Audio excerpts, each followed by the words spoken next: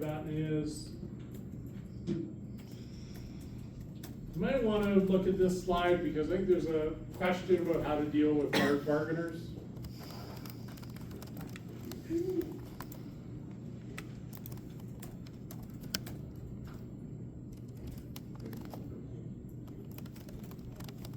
So there's a few slides on there that help you to answer that question. More dirty tricks.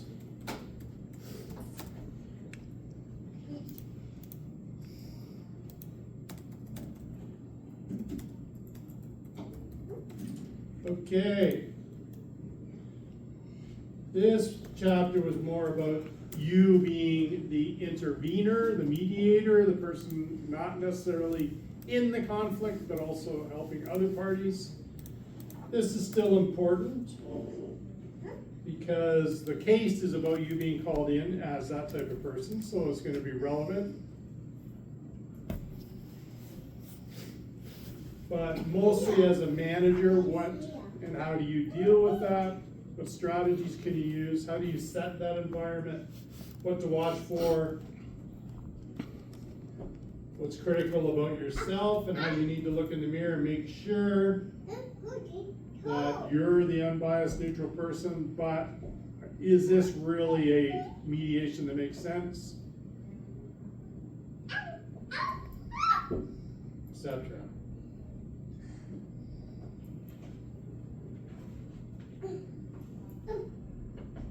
So just a number of other things that are examples. Now, if you read, I would just suggest you read through these.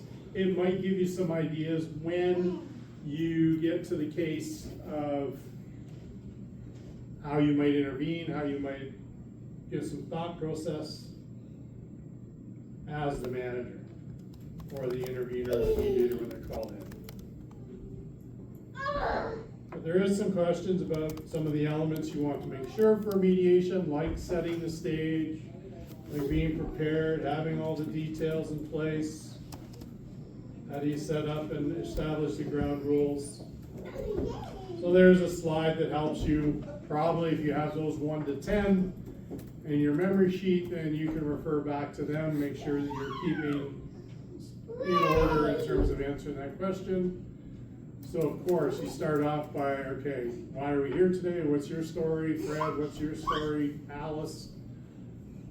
Out of that, you're hoping to uncover the interest, what's interesting to them, what may be causing this issue, and out of that, you can start to frame up what the actual issue is, which should lead you to discussing options. Okay, how do we solve this? What will work? And then you evaluate it. Is that going to work? Does that make sense? Will that make everybody happy? And then you continue towards that agreement, finding that resolution. The rest of the slides just go in detail on each one of those elements. So good reading for you before. And since you only have 2 exams, you got lots of time. So if I know it was going to be this easy, geez, I would have. Okay, specific slide or specific question will be here. Here are 3 types of choices. So the next, do you direct the decision? Do you consult with others on the decision? Do you work jointly together to come to a decision that makes sense for all? Do you delegate it to somebody else? So another slide that you maybe want to take note of. And the rest is just some of the elements on each one of them.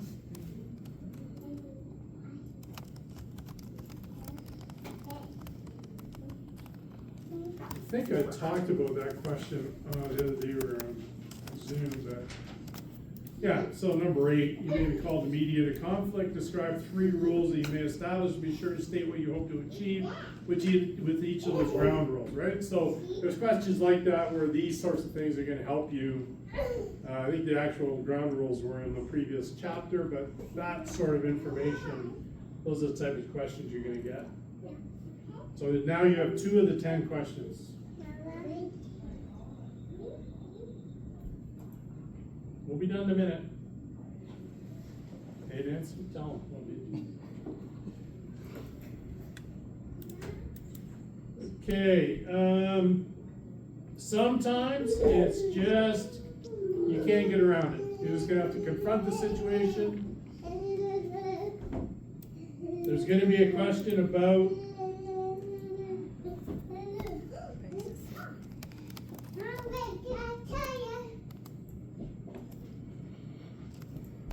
difficult employees, opportunistic employees. How do you have to tackle that situation? I think maybe that's in 16 here. Yeah, opportunistic employees. So what is an opportunistic employee? Somebody who's just not mature enough or just resists authority at all times or tries to blame others. What's the best way to deal with that? So again, just to highlight that that is an area that you maybe want to focus on. And these 7 strategies. If the questions along, pick 2, or which 2 strategies would you apply or something like that.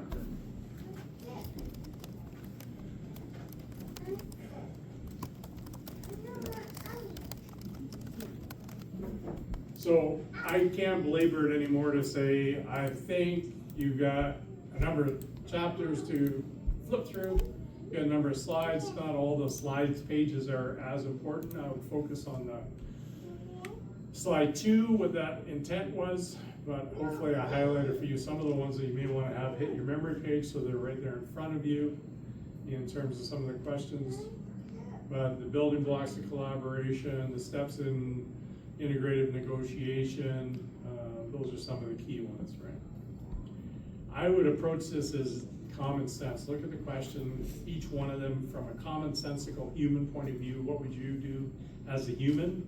And if you can draw upon any of the competencies or any of the key points that we've talked about in each one of the chapters, that's just going to enhance your response on the short answers, if that makes sense. As far as the multiple choice and the true and false, you guys know how to do those. Multiple choice, I say this to you every time, but there's usually 4 answers and 2 of them are, in my mind, usually obviously wrong.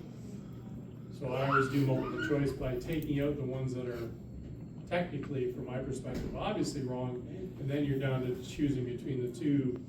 Sometimes it's very obvious what the right answer is, or at least you're now down to being 50% chance of getting it right if you're looking at a multiple choice. Now, I don't know how you guys do multiple choice, but that's generally how they're built, right? And make sure you read the question in multiple choice, because sometimes they'll say give the best answer. It may not be the only answer, but what is the best response to this question? And look at it from that perspective. So, okay, this would be the only perfect answer, but it might be the best one in this situation. So there's often a clue in the multiple choice question about what type of response you're looking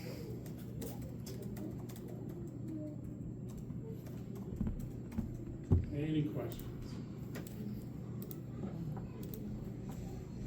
Other than doing the exam for you, that's about as much as I can give you, I think. Do we get guaranteed marks if you write it for us? Guaranteed. Guaranteed 0? Guaranteed mark. Oh no, I'd be perfectly generous. Well, let me mark these cases first.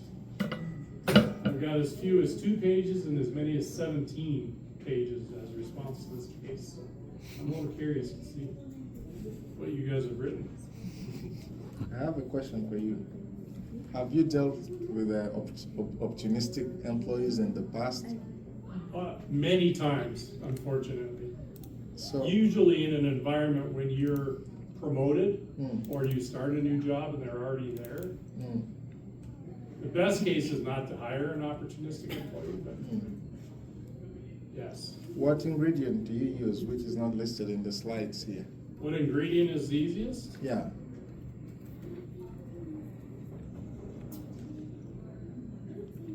To me, an opportunistic employee in general, and not to get on the soapbox, there is something else going on in their life. Find out what that is. I don't think you'll see that necessarily there. No. Generally speaking, and you know, we can go back to organizational behavior and the different things we talked about. And some people are just, what did we talk? We talked about the dark triad. You remember that? Yeah. Narcissism, Machiavellianism, psychopath. Some people are just that, right? You just, hopefully you identify that and you don't hire them. But generally speaking, some people get into a blaming, or they feel attacked or put upon, or it's something else happening that is creating that radiated out situation. So that's what I would look for, is what's going on in their life that's making them act this way. It could be that's just them, and then you have to deal with that. Do you think there are some that are opportunistic by nature? Some are, oh, yeah. For sure. For sure. You know, they just, and, you know, we can get into nurture versus nature and say, were you born that way, or the outcome of your upbringing put you in a situation where you always felt like you were getting the short end of the stick, and you're constantly, some people just look for an angle in every situation, you know, they look for an edge. Prisons are usually full of them, Yeah. you know, because they just can't see the way to do it the hard way. They're always looking for the easy way. Didn't mean to get on that conversation here late. But since you asked, I mean, this course could easily be taught within organizational behavior. There's a lot to it. I get it, but it's all about human nature and dealing with human nature, right?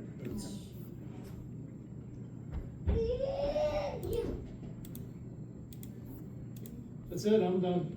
You guys done? So this was our last class. This is it, man.